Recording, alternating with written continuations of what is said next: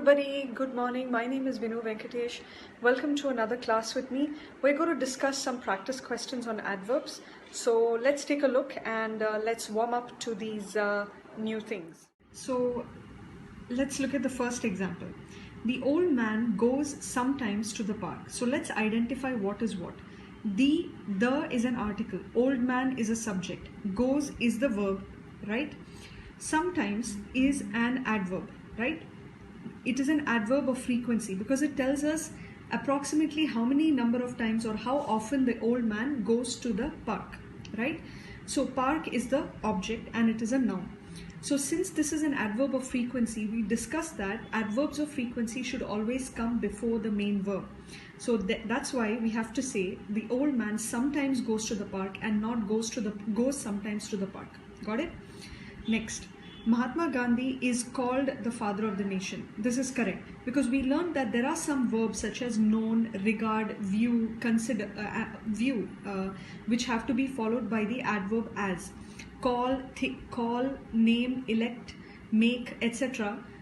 They should not be followed by the adverb as. So this sentence is correct. But if I say Mahatma Gandhi is known the father of the nation, then I would be wrong because after known we have to follow the adverb as. Mahatma Gandhi is known as the father of the nation, right? Sushant Singh Rajput's investigation was fairly unjustified. Okay, Sushant Singh Rajput's investigation is a subject. Was is the verb, auxiliary verb, right? Fairly is the adverb and unjustified is an adjective because it is telling us that the investigation was unjustified, right? But we learned that fairly is an adverb which we use for pleasant situations, right? So this is a rather negative situation. So instead of fairly, we have to use rather. So the correct sentence would be Sushant Singh Rajput's investigation was rather unjustified. Scarcely he entered the forest than he saw a tiger. Now scarcely, hardly, rarely, no sooner than, etc. are adverbs with which if sentences begin, we have to invert the subject and the verb.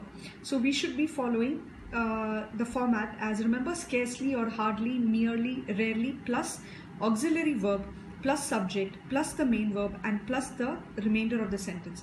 So here the auxiliary verb to be used is did, because you cannot say scarcely is he enter the forest. Scarcely did he enter the forest than he saw a tiger, right? You have to know what are the auxiliary verbs that we can use. We talked about prime modal auxiliary verbs, semi-modal auxiliary verbs and modal auxiliary verbs. What are they? Learn each type, okay? Next. Now this is a rather important rule. Now there are some verbs such as feel, appear and look. They can be used in two types of sentences, okay? There are sentences where we use these verbs and we can actually rewrite the sentences without using these verbs, okay? I'll give you an example. Look at the first sentence. She was looking carefully through the window.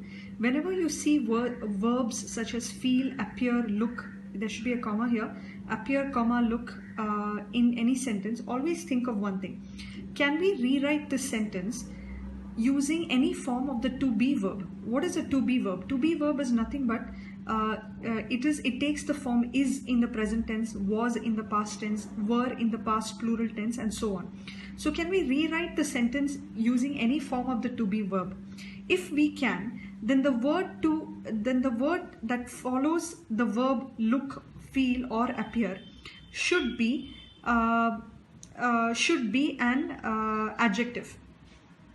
But if we cannot rewrite it using any form of the to be verb, then we have to use an adverb after the verb feel, appear, look, etc. For example, look at this. She was looking carefully through the window. Can I replace was looking by any form of the to be verb? Let's see. She is carefully through the window or she was carefully through the window. That makes no sense, right? So we cannot rewrite the sentence using any form of the to be verb. So in that case, we have to use an adverb after the verb look. So it would be wrong to use an adjective after looking in the sentence. We have to use an adverb. Carefully is an adverb and this is the right form of the sentence. Look at the next sentence. Lalita was appearing happy. Now, can I rewrite the sentence using any form of the to be verb? I can, because I can say Lalita was happy or Lalita is happy. Sorry, I have written she here, it should be Lalita.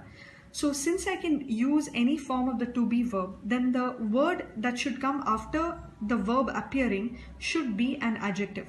It will be wrong to use an adverb such as happily here. Okay, so basically when verbs such as feel, appear, comma, look, etc. are used in a sentence and can be replaced by forms of the to be verb, then they have to be followed by an adjective. If they cannot be replaced by any form of the to be verb, they have to be followed by an adverb, which is what we did in the first case. She was looking carefully through the window. We cannot say she was looking careful through the window, right? So keep this rule in mind. Next, the teacher was too much strict. Alright, now why is this sentence wrong? Strict is an adjective. It describes the noun teacher, which is a subject. So we cannot use the adverb too much here, because adverbs can be used only, too much can be used only before a noun. We have to use much too, which can be used before an adjective. So the teacher was much too strict. So that brings us to the end of today's session. If you have any questions or comments, please do let me know. Please go through similar practice questions on the internet. There are plenty. Just search for practice questions on adverbs or English grammar for the competitive exam that you're looking for.